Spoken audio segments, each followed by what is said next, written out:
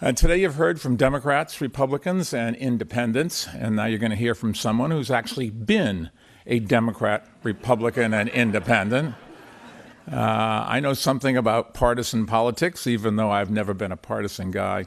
But as Jeff said, I recently switched my registration from independent to Democratic because I really do believe our democracy is being threatened in ways that our country has not seen in a very long time. Key points in U.S. history, one of the two parties has always come up and served as a bulwark against those who threaten our Constitution.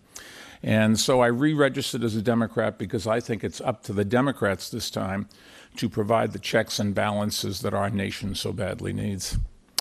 But even as I support Democrats this fall, I will always believe, that I've said many times, no party has a monopoly on good ideas.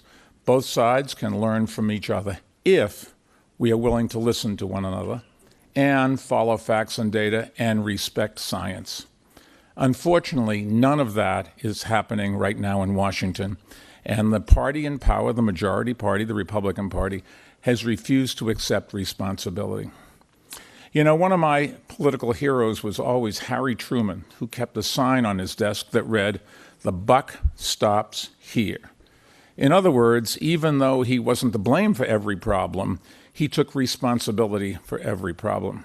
And to me, that's what leadership is all about. And you certainly don't see that in Washington. We need more Harry Trumans, people who would take responsibility for the fact that we elected them to solve problems, not to point fingers to scapegoat outsiders. But we elected them to get things done. And in recent years, Republicans in Congress have ducked just about every major challenge that we face.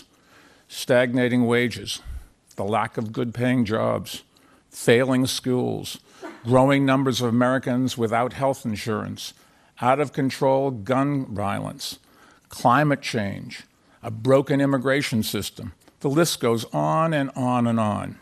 Yes, they did pass a tax cut last year, but most of the money went to people like me who don't need it. Thank you for the tax cut, but I was just fine without it. But what I'm not fine with is instead of the tax cut, I need and you need, we all need infrastructure. And the money that they gave away in the tax cut to individuals was the money that were going to spend on infrastructure. Now, all of those issues I just mentioned, we can agree on what the exact best policies should be, but it's up to the job of leaders to work across the aisle to find common ground, and that is just not happening right now. Instead, we have a president who acts like he is the leader of a party instead of the leader of a nation. So whoever you vote for this November, I believe that we have to send a message that we expect our leaders to unite us, not divide us, and that we're going to start holding them accountable for solving problems. But whatever happens on Election Day, here is the good news. Despite the gridlock and dysfunction in Washington, we are seeing some progress on important issues, thanks to cities, states, communities, and businesses. And a good example would be climate change. When the White House said we're going to pull out of the Paris Climate Agreement, hundreds of cities and towns, along with businesses and universities and state legislators, came together and they said, we're still in.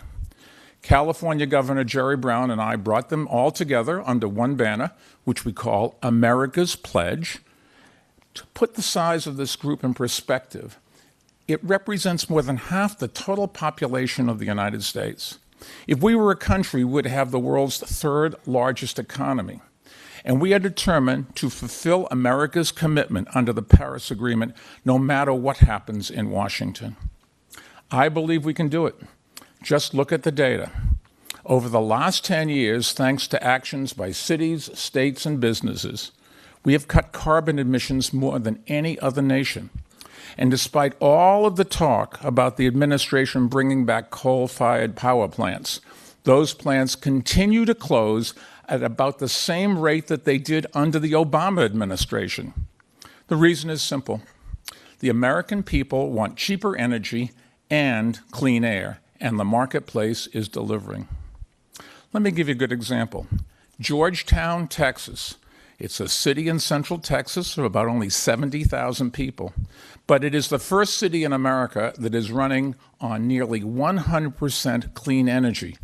And I should point out, in that city, the mayor is a Republican, which goes to show that clean energy can really be a bipartisan issue.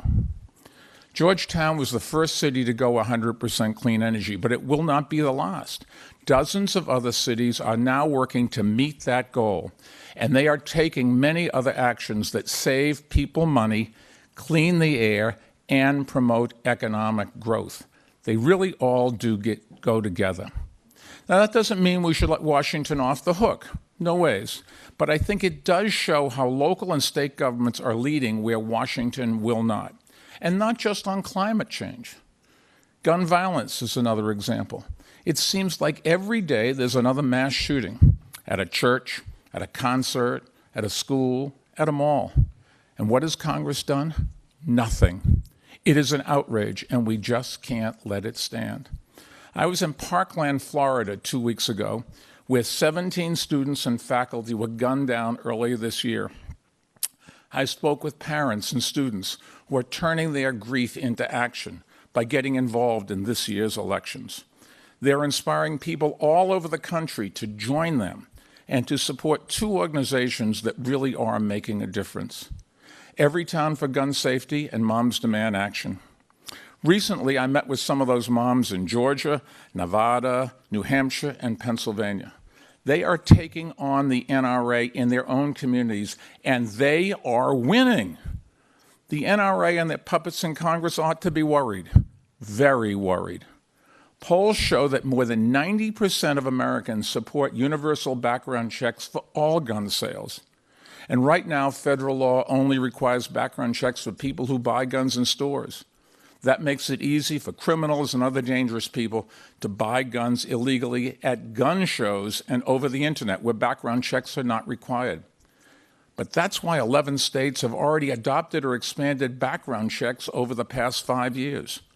This year alone, 20 states have enacted stronger gun safety laws, and those states there are saving lives.